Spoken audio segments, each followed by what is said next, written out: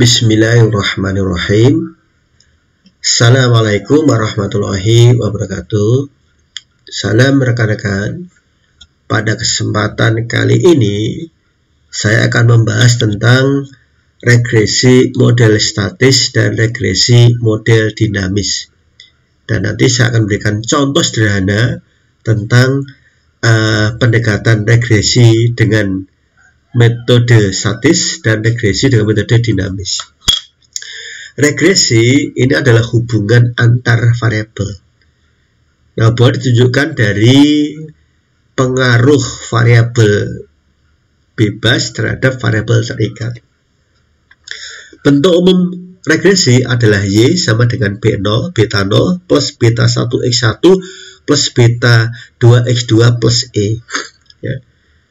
Nah, regresi adalah alat utama untuk ekonometrika. Ekonometrika merupakan suatu ilmu yang menganalisis fenomena ekonomi dengan menggunakan teori ekonomi, matematika, dan statistika, yang berarti teori ekonomi tersebut dirumuskan melalui hubungan matematika yang diterapkan pada data untuk dianalisis menggunakan metode statistika. Ya. Nah, setelah model regresi terbentuk, maka perhatian dalam ekonometrika itu adalah kesalahan pengganggu E ini, terutama dalam membuat perkiraan atau estimasi. Ya. Nah, awal dalam metode regresi, kalau kita menggunakan OLS, maka nanti harus kita gunakan juga untuk pengujiannya, ya. Dia harus lolos dari uji asumsi klasik. Nah, kemudian regresi ini nanti akan dibagi menjadi dua, statis dan dinamis. Statis, data yang digunakan boleh data yang time series, runtut waktu, atau cross section. Sedangkan dinamis, datanya harus time series. Disebut statis apabila hubungan antara variabel terikat Y dan variabel X bersifat serentak, satu titik waktu yang sama. Ya. Artinya, kejadian saat ini berpengaruh kepada saat ini juga. Contoh, pada waktu terjadi bom Bali, maka saat itu juga bom Bali itu sudah akan mempengaruhi, berdampak kepada perekonomian. Dinamis, hubungan antara variabel terikat Y dan variabel X bersifat tidak serentak. Artinya melibatkan perubahan dari waktu ke waktu. Jadi kalau saat ini terjadi bom, ya, maka bom ini baru punya dampak 3 bulan ke depan atau mungkin 1 tahun yang akan datang. Ya. Jadi perubahan waktu ini akan mempengaruhi hasil regresi. Nah, di sini semuanya menggunakan Y, ya, sama dengan B0 plus B1x1 plus B2x2 plus E.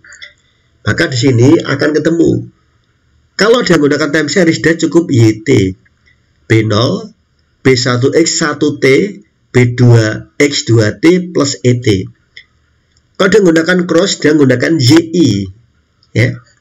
I ini adalah respondennya, ya.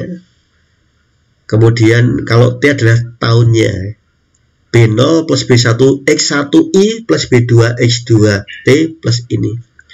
Sedangkan kalau dia adalah dinamis, maka ada lag-nya. YT sama dengan B0 plus B1x1T plus B2x2T-1, ya. Ini ada lag, cirinya adalah dia ada lag. Nah, untuk dinamis dibagi lagi. Ada menggunakan PAM, ECM, VAR, VECM, dan ada yang namanya panel VECM. Ya, ada panel ECM dan seterusnya. Nah, pada kesempatan kali ini saya hanya akan bahas tentang contoh sederhana tentang regresi dengan metode statis dan regresi dengan dinamis. Ya. Nah, saya punya data seperti ini. Nah, nanti kita lihat dari data ini kita gunakan untuk pendekatan statis dan pendekatan dinamis. Oke, saya copy lagi di sini data ini. Saya copy, ya. Data saya copy. Ini kemudian saya copy. saya buka FUSE ya. Kemudian ini file new work file. Kemudian kita gunakan date regular frequency, ini annual kan, data annual. Kita ingat 1970 sampai dengan di sini adalah 2018. Kita oke ya. Kemudian kita quick. Kemudian kita buat empty group, kita masukkan ke sini. Oke, di sini ya. Paste. Ya. Nah, di sini ya, kita sudah mengurutkan ini ya, data ya. Data yang pertama, kolom pertama adalah GDP, CPI, konsumsi, money supply, dan ini adalah impor.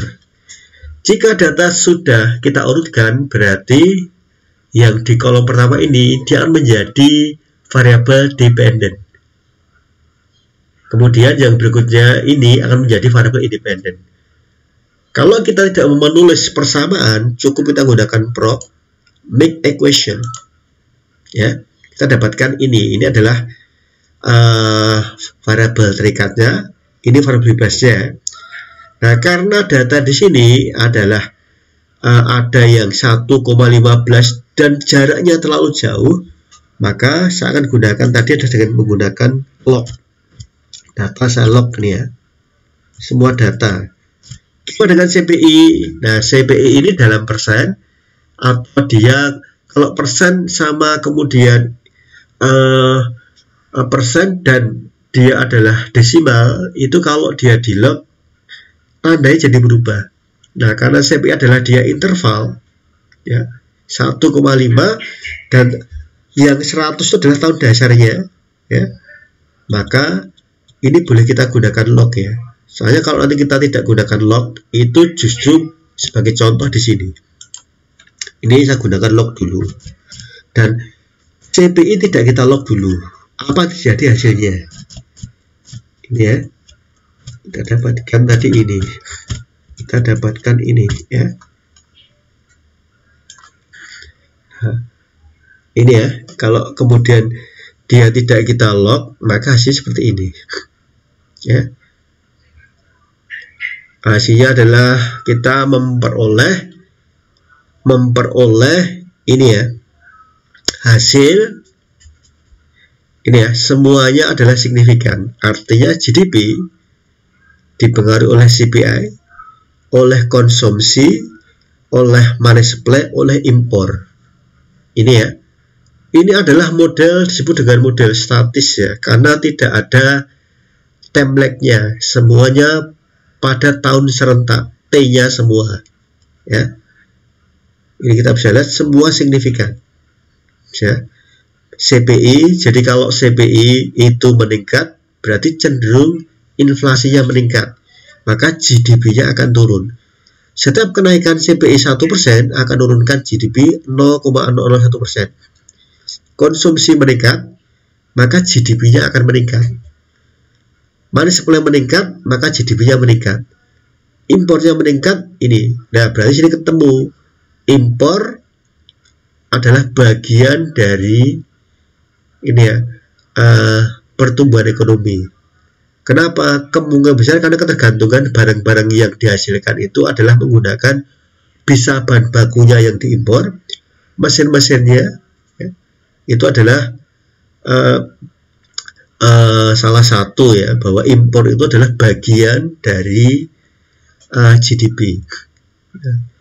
Bagaimana dengan kemudian model yang kita gunakan tadi adalah dengan menggunakan model ini ya, model yang statis ini ya, dan dengan model dinamis kita cukup menambahkan template template ya. Nah, kita bisa menggunakan template-nya adalah untuk yang variabel bebasnya atau variabel terikat. Kalau variabel terikat berarti kita menjadi nanti model PAM. Kita buktikan sekarang ya. Jadi kalau kita sudah menggunakan model ini, kita dapat model di sini ya. Ini semua signifikan ya. Ya. Sekarang kita gunakan tadi adalah estimate. Cukup kita menambah ini log GDP GDP ya, tapi kita masukkan lag-nya. Kita gunakan lag-nya saja. Waktu lag-nya itu adalah -1, berarti mundur satuan ke belakang. Kita gunakan -1. Ini ya, kita gunakan -1. Oke. Nah, ini sudah ketemu ya. Ini kita sudah ketemu. Ya. Kita sudah ketemu di sini ya.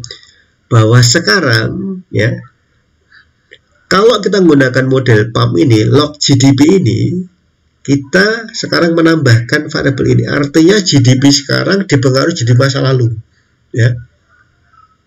Pendapatan sekarang itu otomatis pendapatan tahun lalu itu berpengaruh. Dan ini wajib signifikan ya. Ini wajib signifikan ya. Ini kita lihat di sini ya, 0,5536 ini kita bisa lihat ini ya. Ini kita sudah signifikan dan ini ya, DW nya sekarang meningkat. Kalau tadi tanpa ada lag ini, maka ini di bawah 1 jauh ya. Sekarang CPI nya adalah tetap tandanya sama, tapi signifikannya sekarang adalah dalam jangka pendek dia adalah signifikan pada alfa 10%. Ini 5%, impor dalam jangka pendek tidak signifikan, gak pengaruh GDP ya.